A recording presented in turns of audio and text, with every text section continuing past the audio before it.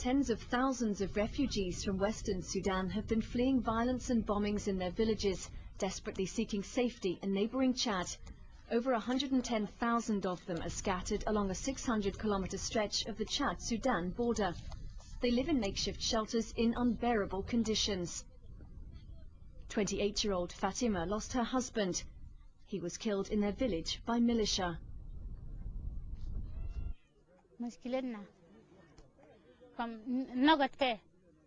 بالليل ما بكلمني كومدا والنهار ولا بكلمني ايش ما يكلمني نعمل نشيل ده ام قاعدين ندق كله ما بكلمني خلينا هناك بس جينا في محل بس ويدين عملنا في جهد دخلنا كل ما شلنا أفش هنا كله خلينا كله حاجتنا. She fled with her son and 4 daughters to Wandaloo in eastern Chad. Some people managed to grab a few belongings, others weren't so lucky and left with nothing. Wandaloo is only 200 meters away from a riverbed, which constitutes the natural frontier with Sudan, but it's too close. 41-year-old Ahmed Sheikh walked for 15 kilometers with his wives and 7 children before reaching the border. The region is isolated and conditions are harsh. They lack food and water and are struggling to survive. They urgently need to move away from this border area. Ahmed and his family are registering with the UN Refugee Agency. Together with the Chadian authorities and partner agencies, UNHCR is signing up thousands of newly arrived Sudanese refugees in Chad so they can be moved and receive much needed assistance.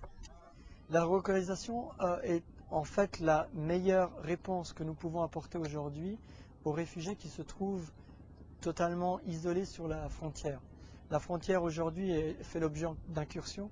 Les bandes armées continuent à attaquer les villages, y compris les réfugiés, dans les villages, y compris sur le territoire tchadien. Donc le seul moyen de protéger ces réfugiés, c'est de les éloigner de la frontière, raison pour laquelle les camps qui seront installés à une distance d'environ 50 km pourront représenter cette protection.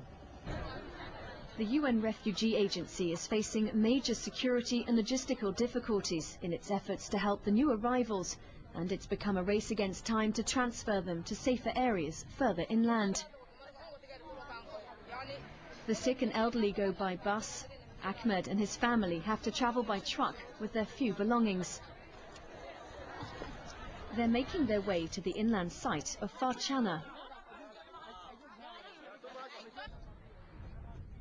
250 refugees are being moved every other day, enduring a 55-kilometer-long journey from the border with Western Sudan.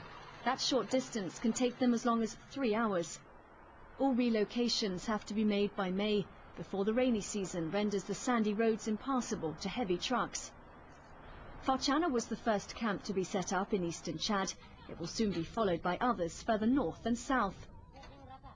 Ahmed's first step in Farchana is yet another registration, which will entitle his family to much-needed assistance from UNHCR and other agencies. It doesn't end there. Refugees also have to undergo a medical screening. The children are vaccinated against diseases such as measles. The family will get a 15-day ration of food and a basic relief package of mats, blankets, a kitchen set, mosquito nets, jerry cans and buckets. One of the main challenges in Farchana is providing adequate water to the refugees. Initially, it has to be trucked to the camp. For the UNHCR, this is just one of the practical difficulties. Well, in terms of logistics, it's going to be a tricky exercise. So we've started by moving the camps or the sites where the refugees were closest to the border. The idea is to increase the number of convoys, so increase the number of refugees which we will transfer. Obviously, it's going to be very difficult to move 95,000 refugees in a short period of time. So we'll start by the locations where refugees are most exposed to incursions from Sudan. Once Farchana is fully expanded, it will accommodate 12,000 refugees. This simple tent has become the Ahmed family's safe haven. الأمن أولوية. الأول أمن وبالثاني يعني هنا ارتحينا ولا بد أن نرتاح وبعد ذاك عيالنا كلنا هنا يخشوا التعليم إن شاء الله.